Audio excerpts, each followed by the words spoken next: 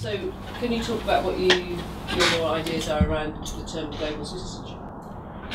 Do you mean the meaning for it? Yeah, the meaning. Yeah. What do you think the meaning is?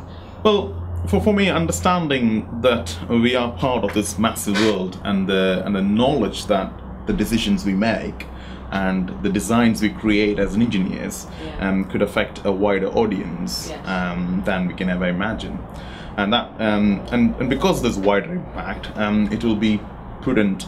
I'm just going to read it from the paper. This one. Prudent to understand our subject, in my case engineering, in a wider perspective. Yes. What do I mean by that is knowing that the same job as an engineer, what I do in UK, can be done somewhere else in the world, like in Japan or Asia or in South America, in a completely different way. Yeah. But because it's different, it's not necessarily wrong. Mm-hmm. So I think global citizenship is an appreciation of our position in the world, and constantly aware that the same work can be done in a different yet efficient way. Okay, thank you. And do you think there are any challenges associated with the term?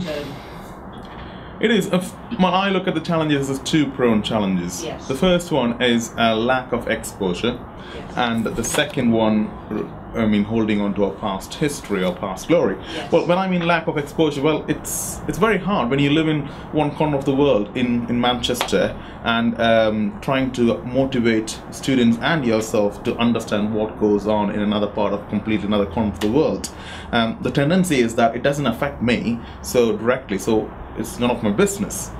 So no desire to look for good practices in other places. So because it doesn't affect you directly, you just don't want to worry about it because you can't see it. So that's a lack of exposure aspect.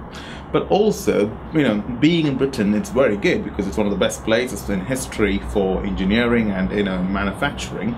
But being there, we just tend to rely on our past glories. Not necessarily it's wrong, but what does that mean is other countries around the world has moved on. The latest example is our HS2, which is the railway line they're trying to put on. But most of the European countries has already got them, and they're planning of the other next generation of railways. And just part of that global citizenship is to accepting that. It is to say that we will look at what others doing best, so that we can learn from them, as well as we are sharing our good practices. So implementing what is good in our place.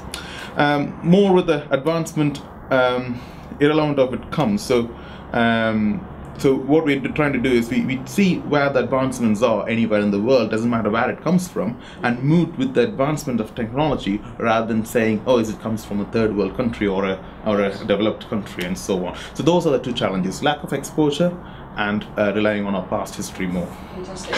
And in terms of contradictions with the term, do you see the term causing any problems or around that?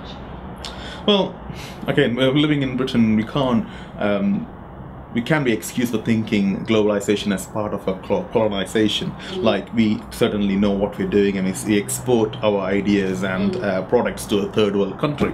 But I think it's just more, that's a contradiction. So it's not about exporting it, it's just not about that. It might be, we can share good practices, but it's just not that. It's just an awareness that about being the responsible global citizen. What I mean by constantly being aware and understanding that as a graduate, the choices I make and the decisions I take as an employer or employee can have a huge impact on others, not within our city or country, but in a wider world. Yes.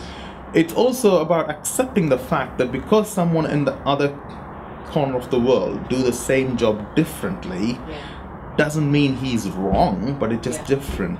So try to appreciate the differences rather than criticizing it because it's the wrong way. So that's my huge contradiction. So it's not about us implementing it, but accepting the differences, and So there's a lot of sort of thinking about our own position, actually, rather than forcing that. Okay, and lastly, is it an important term? Does it matter? And if it does, why does it? I mean,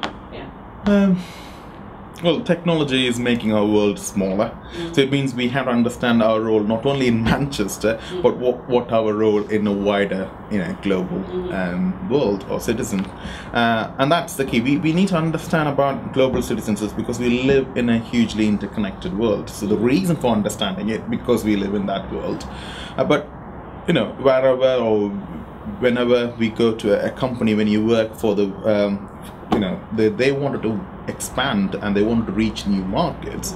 And if you are an appreciative of our understanding about global perspective, then I don't think we will be suited for that particular company. So if you are a graduate here, then you have a role. As an employee, you have a role. The company has a role. And I don't think it's just not only about educating people about global citizenship. You can't just put on a series of things and say, this is what global citizenship, but it's more like a cultural awareness within. So, the constant awareness that, whatever I affect, what does other people do in the other part of the world? So it's just the knowledge that incorporating the global values in everything we do, rather than just say one part seminar I'm going for.